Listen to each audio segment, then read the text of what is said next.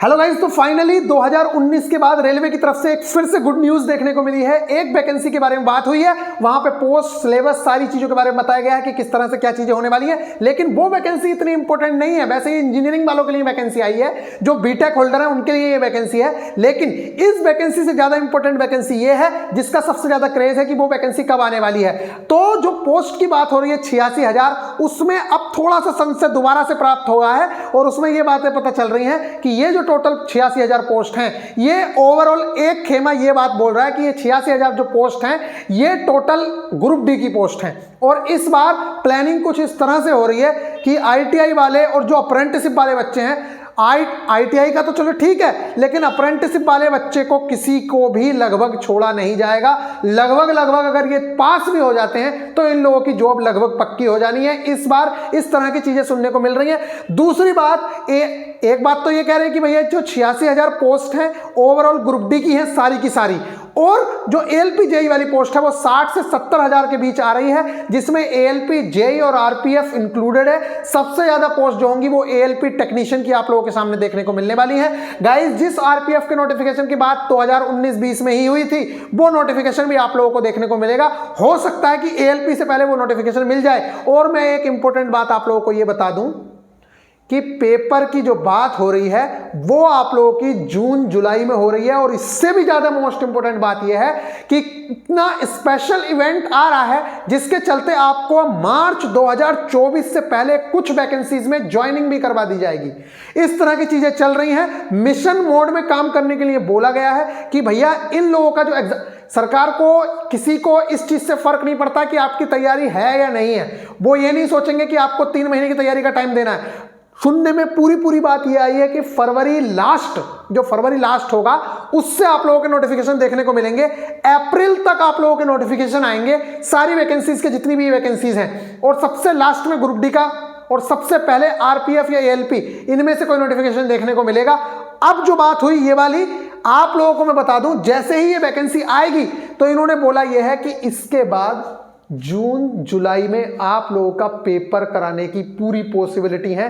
Pre exam आप लोगों का जून जुलाई में कराने की पॉसिबिलिटी बन रही है। इस तरह की बातें बड़ी यूनियंस के जो नेता हैं उनके द्वारा की जा रही है। और मैं आप लोगों को बता दूं, जिस बंदे ने ये बात बोली है वो डायरेक्ट रेलवे मिनिस्ट्री में बात होती है उनकी, वो डायरेक्टर रेल मिनिस्टर से जाके बात करते हैं और उनको सारी बातें बताई जाती हैं। आप ये बात मान लीजिए, जैसे रेलवे होता है, कोई भी डिपार्टमेंट होता है, यूनियंस का काम ही है कि वो स्टूडेंट्स के हक की बात करें, एम्प्लॉय के हक की बात करें। तो ये लोग जो हैं, इनसे अप्रेंटिसशिप वाले बच्चे बहुत ज्यादा जिद कर रहे थे कि सर अगली ग्रुप डी की वैकेंसी कब आएगी, हमारा इसमें नहीं हो रहा है। तो इस तरह की बातें जब पूछी गई हैं तब आप लोगों को ये रिप्लाई देखने को मिल रहे हैं। तो गाइज, ये पूरी पॉसिबिलिटी है कि आप लोगों की पोस्ट तो आ ही रही है और उसका जो एग्जाम है वो आप लोगों का जून जुलाई में हो सकता है। अभी फिलहाल एक इंपॉर्टेंट बात और मैं बताऊंगा, इस नोटिफिकेशन के बारे में बात करेंगे। उससे पहले इंपॉर्टेंट चीज मैं आप लोगों को बता दूं ये कि जिन लोगों ने भी अभी तक ये बैक नहीं हो रहा है क्या, ये इस पे अगर मैं बात करूं, चलिए होम पे चले जाते हैं। इसको यहां पे मैं चला जा रहा हूं होम चेंज करके। गाइज, अभी जो इंपॉर्टेंट बात हो रही है वो ये आप लोगों के लिए कि जिन लोगों ने अभी तक टेस्ट नहीं लगाया है, आप एक बार जाके टेस्ट जरूर लगा लीजिए। उसके बारे में मैं उस नोटिफिकेशन के बारे में बात करूंगा, पूरी आप लोगों को बताऊंगा कि किस तरह से क्या चीजें हैं। लेकिन जिन लोगों ने अभी तक टेस्ट नहीं लगाया है, आप लोग वीआईपी गुरुजी ऑफिशियल एप्लीकेशन पे जाके फ्री ऑफ कॉस्ट टेस्ट लगा सकते हैं। बिल्कुल जीरो से फाउंडेशन स्टार्ट की है आप लोगों की एएलपी और जेई वाली। तो आप लोग जाके टेस्ट जरूर से जरूर लगाएं। धीरे धीरे अभी हम सिलेबस को निपटा लेंगे, अभी हमारे पास इनफ टाइम है। उस टाइम पे हम लोगों से सिलेबस नहीं निपट पाएगा। आप कुछ लोगों को ये लग रहा होगा कि भैया आप अपनी टेस्ट सीरीज के बारे में बताने हैं। मैं कह रहा हूं आप बिल्कुल मत परचेज करिए। 1 रुपए की कोई चीज परचेज करने की आपको जरूरत नहीं है। आपके पास टेक्स्ट बुक है, हम टेक्स्ट बुक पे टेस्ट लगवाएंगे, आप वहां से भी लगाइएगा। लेकिन यहां पे जो टारगेट के टेस्ट हैं या जो चीज मुझे इंडिविजुअल अलग से लगती है, यहां पे हम वो चीज प्रोवाइड कराते हैं। या मान लीजिए मुझे नोट्स लगाने हैं, कुछ चीजें मुझे पढ़ानी है, तो वो मैं चीजें यहां करा रहा हूं। बाकी किसी को कोई जोर जबरदस्ती नहीं है। तो जिन लोगों को अभी टेस्ट लगाना है, आप लोग जाके एप्लीकेशन डाउनलोड करके टेस्ट लगा सकते हैं। और इस चीज की मैं गारंटी ले रहा हूं कि ऐसा सॉल्यूशन पूरे इंडिया में आप लोगों को किसी ने नहीं दे रखा होगा जैसा आप लोगों को सॉल्यूशन दिया गया है।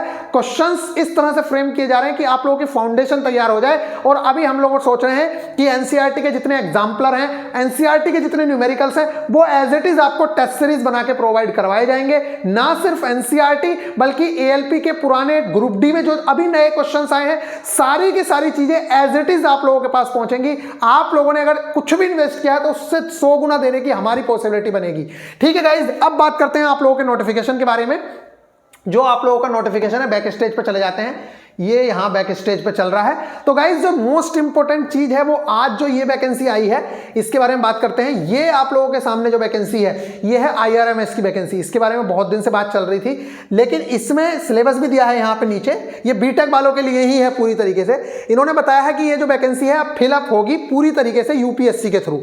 ठीक है, और देखिए एक चीज के लिए भी तैयार रहिएगा, आपको हर तरीके से तैयार रहना होगा। और यहां पे वही बंदा टिक पाएगा जो हर तरीके से लड़ने के लिए तैयार है। हो सकता है कि एएलपी में भी कुछ थोड़ा बहुत चेंजेस देखने को मिल जाए, जेई में भी कुछ चेंजेस देखने को मिल जाए, तो आपको हर तरीके से लड़ने के लिए तैयार रहना होगा। और वो तभी होगे जब आपकी इस टाइम पे फाउंडेशन तैयार होगी। पता चला फाउंडेशन भी तैयार नहीं है, उस टाइम पे सिलेबस भी चेंज हो गया, करोगे क्या उस टाइम पे? इसलिए आपको इस टाइम पे फाउंडेशन बनाने का टाइम है। और मैं आप लोगों से बता रहा हूं, जिन बच्चों के सिलेक्शन ग्रुप डी में हो रखे हैं उन लोगों के लिए बेस्ट अपॉर्चुनिटी है। उस टाइम पे पढ़ने का टाइम नहीं मिलेगा।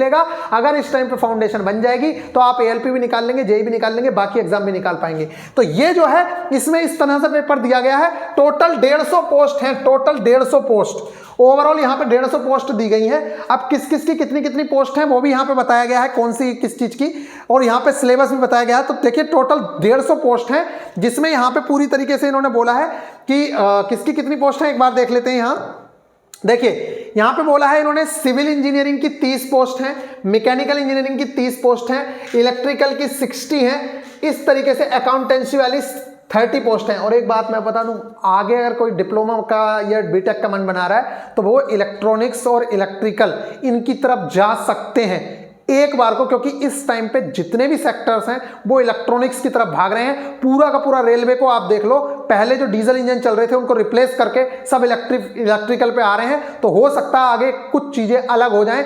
बाकी कंपनीज को भी आप लोग देख लो, मैकेनिकल से ऐसा नहीं है कि मैकेनिकल कभी खत्म हो जाएगी, मैं खुद मैकेनिकल से हूं, लेकिन मैं फिर भी बता रहा हूं कि इस टाइम पे स्कोप जो बन रहे हैं, सिविल का तो देखो पहले से ही स्कोप है, लेकिन इलेक्ट्रिकल और इलेक्ट्रॉनिक्स के काफी ज्यादा स्कोप हो रहे हैं, चाहे वो इसरो हो चाहे वो डीआरडीओ, हर जगह इस चीज को आप देख सकते हैं।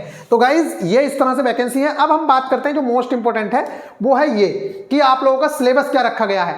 तो ये जो चीज है पूरा यूपीएससी, जैसे आप लोगों को प्री है तो यूपीएससी प्री आप लोगों को क्वालिफाई करना पड़ेगा, और उसके बाद जो आप लोगों का यहां पे है मेंस में रखा गया है, उसमें आप लोगों के 4 पेपर रखे गए हैं और ऐसे type in the subject set यहां पे बोला गया है। और देखिए यहां पे प्री के लिए बोला गया है the IRMSC will be 2 tier examination, a preliminary screening examination follow by a main written examination and interview. ये दोनों चीजें होंगी और ये यूपीएससी के थ्रू होने वाला है, इस चीज को आप याद रखिएगा। बाकी आप लोगों को मैं इसकी पीडीएफ अभी दे दूंगा, टेलीग्राम ग्रुप में जाके आप पीडीएफ देख लेना। लेकिन जो मेंस होने वाला है, प्री तो आप वहीं देंगे यूपीएससी वाला, जो प्री क्वालिफाई क्लियर कर जाएंगे उसके बाद यहाँ पे बैक स्टेज, यार ये बार बार बैक हो रहा है, उसके बाद जो क्लियर हो जाएंगे उनके लिए ये पेपर हैं, आप लोग देख सकते हैं यहाँ पे। ये पेपर आप लोगों के लिए है कि सबसे पहले आपको कोई एक लैंग्वेज वाला पेपर होगा, चाहे आप उसमें जो भी 8वें शेड्यूल में 8वीं अनुसूची में 22 भाषाएं दी गई हैं, अब तो शायद 25 हैं, जो भी है मतलब 22 भाषाएं हैं, उन 22 भाषाओं में से आपको कोई एक भाषा का पेपर चुनना होगा। दूसरा पेपर आप लोगों का इंग्लिश का होगा, ये सिर्फ क्वालिफाइंग नेचर है। इसके अलावा आप लोगों के जो पेपर हैं वो optional subject paper 1, optional subject paper 2, और ऑप्शनल ही इंपॉर्टेंट है। देखो इसमें जो सबसे इंपॉर्टेंट चीज है वो ऑप्शनल ही है कि ऑप्शनल क्या चुनना है, वो इंजीनियरिंग का ही चुन सकते हो आप। बस यहां पे बोला गया है list of the optional subject from which a candidate is to be choose only 1 optional subject. यहां से आप लोगों को सब्जेक्ट चूज करने हैं। अब देखिए उन लोगों की जो लोग सोशियोलॉजी से बाकी चीजों से करते हैं उन लोगों का तो वैसे भी काम खत्म हो जाएगा, तो आप एक ही चीज चुनोगे। तो जो इंजीनियरिंग के छात्र हैं हो सकता है उनका इंजीनियरिंग में रुझान आ जाए तो उधर से चीजें जो पहले वो सोशियोलॉजी वगैरह चुनते थे, हिस्ट्री चुनते थे, हो सकता है अब इंजीनियरिंग को चुनना शुरू कर दे, क्योंकि आपके डबल चांसेस बनेंगे। ऐसा तो कोई है नहीं कि 2-2 सब्जेक्ट पढ़ेगा और भैया पढ़ भी सकता है, मर्जी है उसकी। तो ये आप लोगों के ऑप्शनल रहेंगे, civil engineering, mechanical engineering, electrical engineering, commerce, जिस चीज की पोस्ट है वही चीजें होंगी।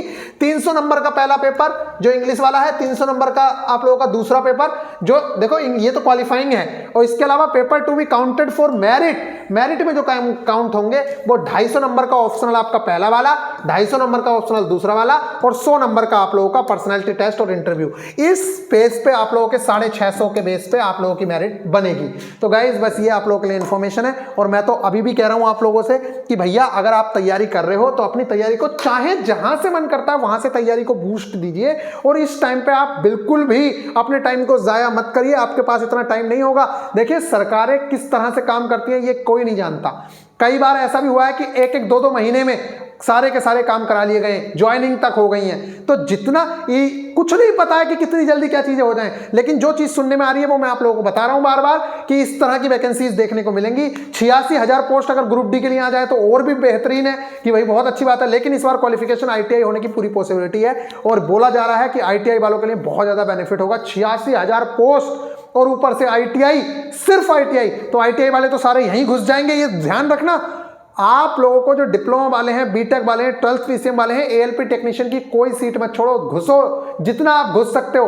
ALP में तो वैसे भी ITI वालों का हालत खराब कर ही रखी है इन लोगों ने, लेकिन इनकी जो ALP टेक्नीशियन में पोस्ट है वो भी रिजर्व होंगी, तो टेक्नीशियन वाली कोई ले ही नहीं पाएगा। सिर्फ SNT की पोस्ट आप लोग ले सकते हो, और SNT में ITI वाले बहुत ही कम बच्चों का सिलेक्शन होता है।